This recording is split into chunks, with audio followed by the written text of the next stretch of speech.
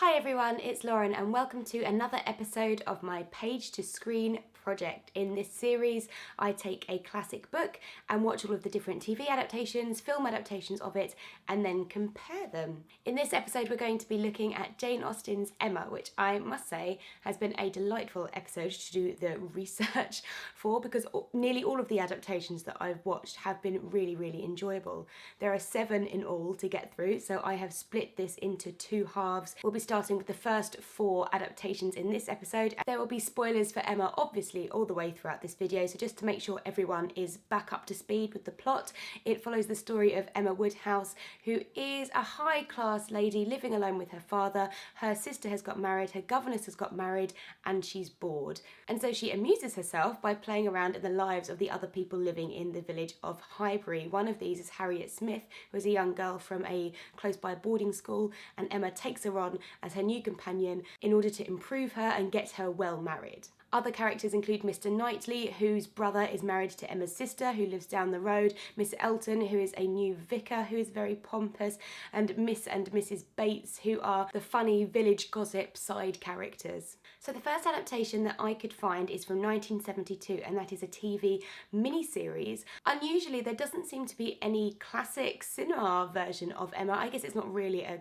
gothic story or anything, but this seems to be the earliest version. And it's fine. When I watch these versions from the 70s and 80s, they are always okay. This one is one of the better ones of that era. The acting is good in that I really like the interpretations of the characters. I think each character has been realised really quite well. But and then on the other hand, the acting is bad because it is very slow and not that convincing. It's not very naturalistic. It does feel like I'm watching a play which is being filmed. Having said that, parts of it are very funny. Mr. Elton is very funny, as is Mr. Woodhouse. The Harriet Smith, I think, is very good actually. She's very sweet and very simple, and she really made me laugh.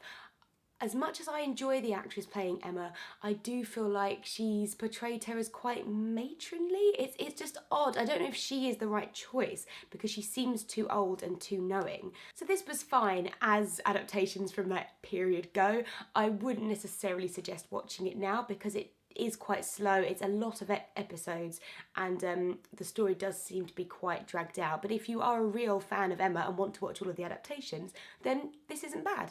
And then we don't have any other adaptations of Emma until 1995 and 1996, during which there are 3, and we have a bit of an Emma explosion on screen. And the first of these, which you may have guessed, is Clueless from 1995. This is a modern retelling of Emma, and it focuses on the life of Cher, who is a spoilt young girl in a high school. A new girl joins the school and she works on trying to make her popular. I'm not going to go into all of the various merits of Clueless in this video because we all know it's one of the best films ever made. But now that I'm actually comparing it to the source material, I think it's done really very well. Taking Emma and planting it in a high school actually means that you get to keep the social classes because you have the in-crowd and the out-crowd at the school and people aligning them to various groups, which mirrors up quite well with the class struggles that are going on in Emma. And they're also able to throw kind of teenage parties in the same way that parties are being thrown or balls are being held in the novel. So it's actually really faithful to the story of Emma. There's no Jane Fairfax or kind of Miss Bates characters, although Cher does get involved in setting up a pair of teachers, which kind of shows her tenacity and willingness to manipulate people's lives.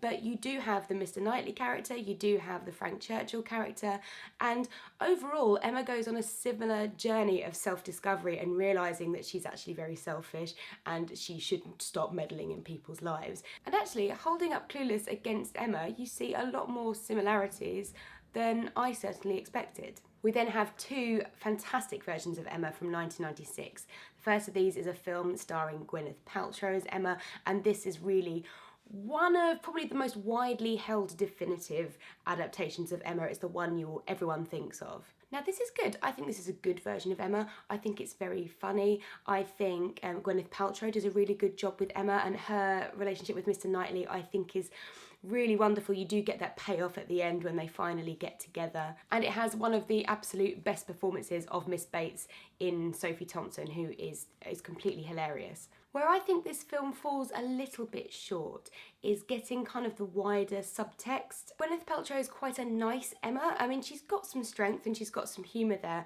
but she's not quite as selfish or as destructive as I think Emma should be in the book. And I don't think this is helped by Ewan McGregor's Frank Churchill, which is frankly just a very wet performance. So I think when they are toying with Jane Fairfax and making up this backstory for her and trying to work out what's going on with her love life, I just don't really believe it.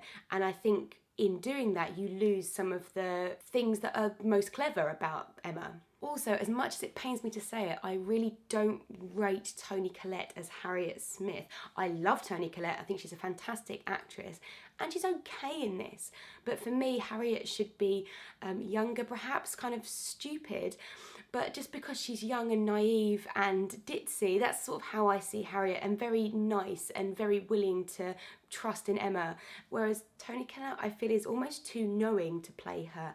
And also, she portrays her as a bit more of a kind of bumbling fool and less just naive. But there's nothing wrong with it. She just has a completely different take on what I think that part should be. So personally, I just think some of the performances in this film let it down, which is a shame because overall it's a really good, solid attempt at Emma and it is really very enjoyable to watch, and sort of the overarching direction I think is very good. But it does just slightly away from the original text. The next adaptation that we're looking at, also from 1996, is a TV adaptation, a made-for-TV film, and it stars Kate Beckinsale as Emma. And this I had no expectations about and was so pleasantly surprised. I think it's a fantastic adaptation of Emma, and where the Gwyneth Paltrow movie falls down, this film really kind of widens your understanding of the social goings-on at Highbury. Kate Beckinsale is just fantastic as Emma, and I think she really brings something else to the part that is perhaps lacking slightly from Gwyneth Paltrow's portrayal. She just seems a little bit more underlyingly wicked and a bit more fun and just a little bit more willful perhaps. I also think that Samantha Morton's portrayal of Harriet Smith is probably, at this stage, one of my favourite Harriet Smiths. She just has that perfect balance of naivety and just being so nice and sweet, but then also a little bit clumsy and a little bit silly, but you can really see her underlying merits, and you can understand why people like her and want to befriend her. Like I said, one of the things that this film does really well is kind of work on the subtext of Emma a little bit more, and you see Emma's brain clicking around when she's thinking about people and imagining their weddings, and it's a very quick way of communicating to the viewer that this is what Emma is thinking, this is what she's doing. She's kind of manipulating everybody, and she's got her little web and she's got her hopes and dreams, and I think it's portrayed really well and just really simply and effectively. Now, conversely with this film, I feel like it's let down actually by some of the smaller characters, the supporting characters. The Miss Bates isn't quite as funny, nor is the Mrs. Elton. But interestingly, I actually think the Jane Fairfax is very good in this because she's just really boring. And it annoyed me as a viewer, as someone who is watching this from Emma's point of view. Her trying to elicit conversation from Jane just was so hard, and it was just irritating me that Jane was just so passive. And I know that that's not necessarily what the situation is meant to be, that's just Emma's perception of the situation, but it really did get you on her side as a viewer that everybody else was sort of out to get her, and why should she be friends with Jane Fairfax when she's so annoying? So I really enjoyed watching all four really of these adaptations of Emma. In my next episode I'm going to be looking at the most recent three. So there's one from the BBC starring Romola Garai, I'm going to be looking at Emma Approved, the online web series, and another modern retelling called Aisha. So that episode, part 2, is going to be up next week. So I'm also going to be discussing my favourite portrayals and adaptations of Emma overall as well. So I will look forward to seeing you then, and do let me know if any of these are your favourite adaptations of Emma in the comment sections below. Bye! The opera, which is on at the moment in the National Theatre in London, and it stars Rory Kinnear as Mac Heath, Mac the Knife. You've probably heard the song Mac the Knife. The Threepenny Opera is a really interesting play. It's definitely a play with music rather than a musical piece of theatre. It was written by Bertolt Brecht in Germany.